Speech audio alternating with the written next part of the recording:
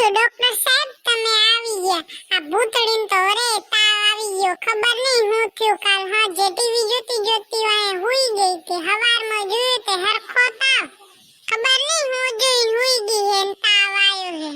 હુએ doctor સાહેબ બહુ તાવ આવે હેરો, જોઈ દે તો કેમ તાવ આવે હેરો એને. રાતે હું જોતા હતા ટીવીમાં ભૂતડી બેન?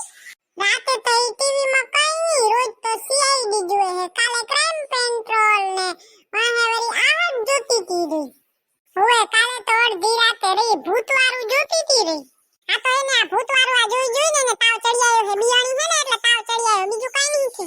આ તો ડોક્ટર સાહેબ કેરે ઊભી થાશે, હોય એનું કામ મારે કરવું પડશે, એને ઠામડો ધોવાના બધા મારે ઠામડો ધોવા પડશે. તો એક ગોળી દઈ ઇન્જેક્શન દઈને ઊભી કરી લો એટલે ઈ ઠામડો ધોઈ નાખે.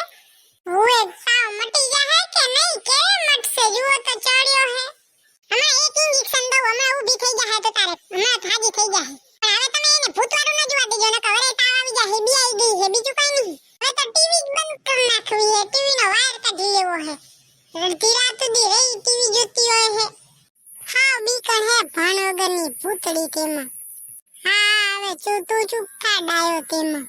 હા તો હું એને ઇન્જેક્શન આપી દઉં હું, અત્યારે જ ઊભી કરી દઉં હું, હમણાં ધોળવા મંડી જાય, તમારું બધું કામ કરી દેશે. પણ હવે બીજી વાર તમે એને ભૂતવાળું ન જોવા દેજો, એટલે બસ. ઈ તો હું હોઉં તે ડોક્ટર સાહેબ હું જોવા જ નહીં દઉં, રિમોટે નહીં દઉં, તો તાર હંતાળ નાખી. હું નહીં જોઉં તો હંતાળ નાખી નકો હું જોઈ. તમે બસ ખાલી એને ઊભી કરી દો, ધોળતી કરી દો એટલે આવું.